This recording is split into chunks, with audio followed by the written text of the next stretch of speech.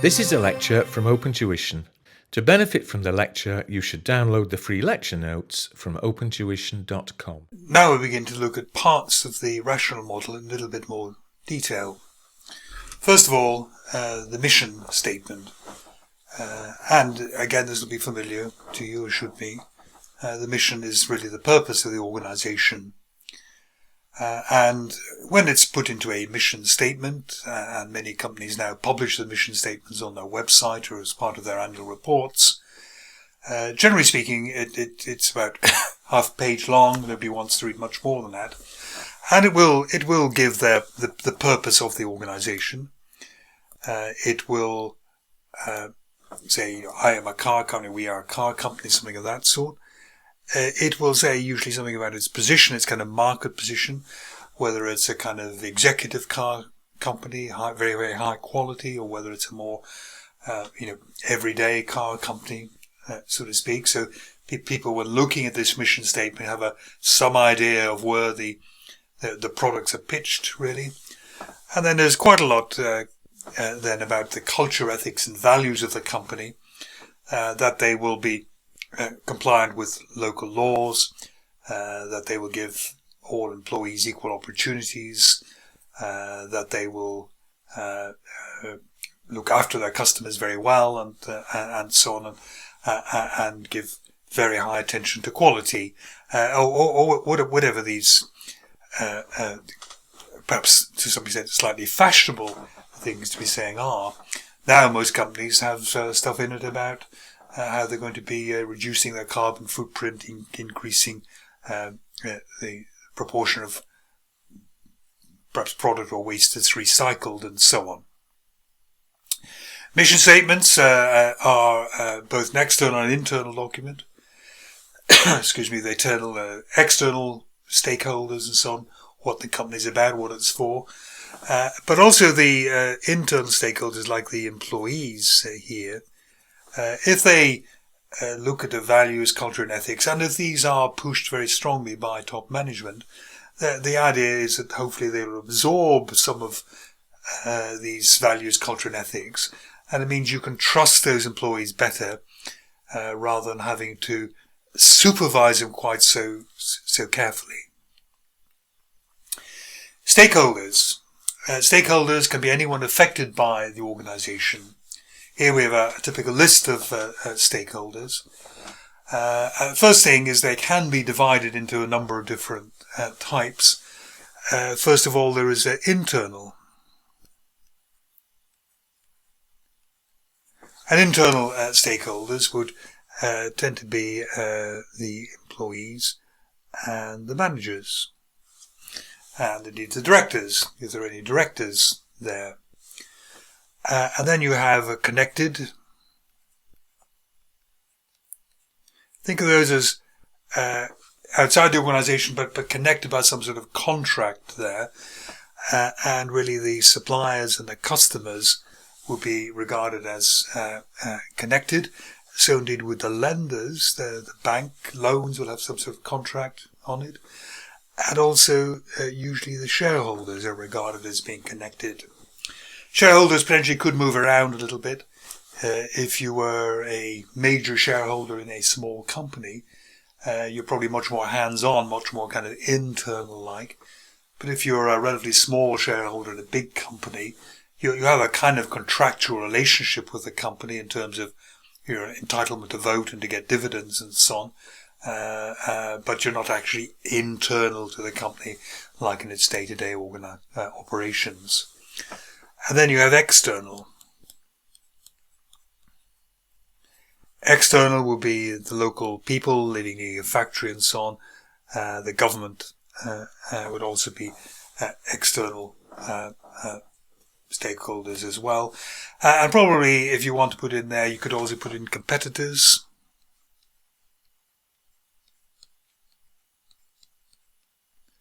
Competitors are not anyway linked by any sort of contract.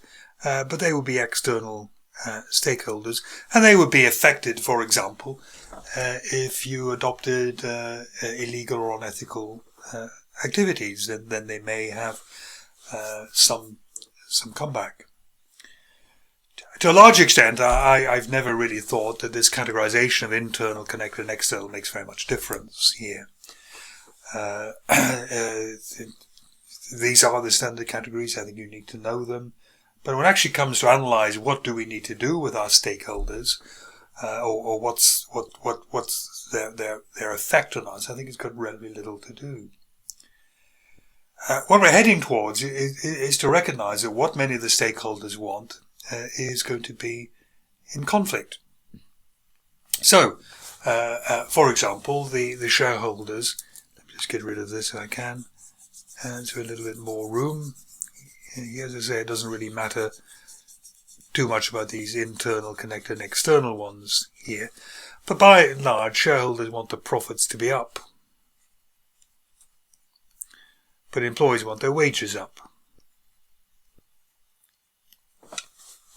And there is obviously a kind of conflict there. The higher the wages, the lower the profits. Maybe what the customers want is kind of 24 hours, 7 days a week type of access, some sort of phone access, or maybe even the supermarket being open like that. But the employees maybe want more kind of, 8 hours a day, maybe 5 days a week. There's a conflict going on, maybe in there. Maybe what the government wants here is kind of no redundancies.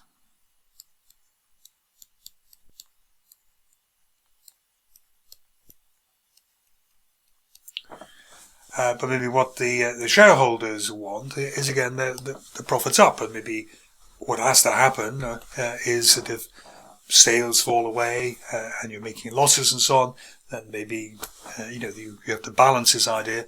Should we make some of our staff redundant, close down a factory and so on, to allow our shareholders to either make profits or just for their investment to survive? So it's very easy to get these conflicts, and it's not a mistake of management. It's not the fault of management that there are these conflicts, but they do exist, and management has to manage the conflicts, and we'll see in a moment some ways in which they could do that. However, before that, before we know how to manage them, we need to just analyze them here. And Mendelow's matrix is a way to analyze the shareholders, and it's in terms of their power, what they can actually do, can almost inflict their will on you, and their interest. And if interest is low, think of them as being fairly passive.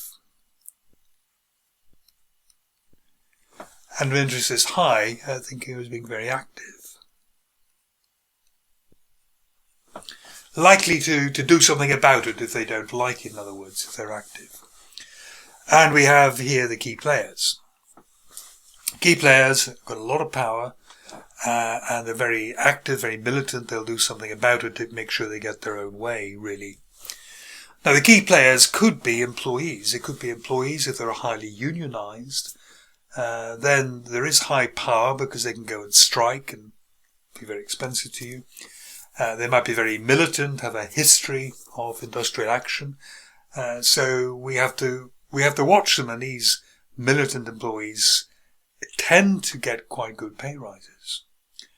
Now, they were internal stakeholders, but that's not the same as saying they're key players, because quite obviously the government has got almost ultimate power, and in some organizations the government might take a keen interest in what you're doing. So if you were to think of, let's say, health and safety, that aspect of what an organization is doing, the government has got a lot of power. It sends in inspectors, it can close you down, it can fine you and so on there.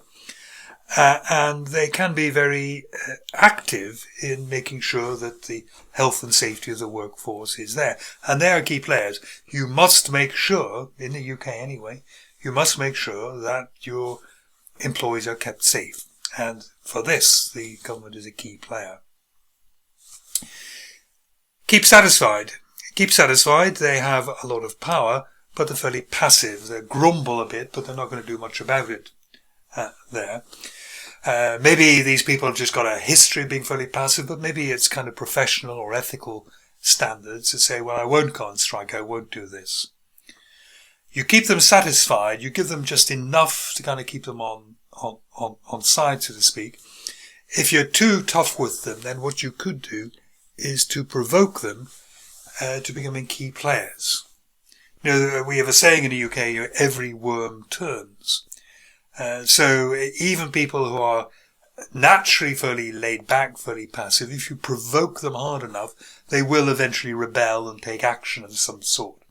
It could be a strike, it could be just leaving, that's a form of action. It could be not working as efficiently.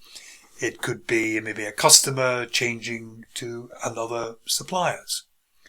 To some extent in the UK, bank customers were becoming in to keep satisfied. They do have a lot of power.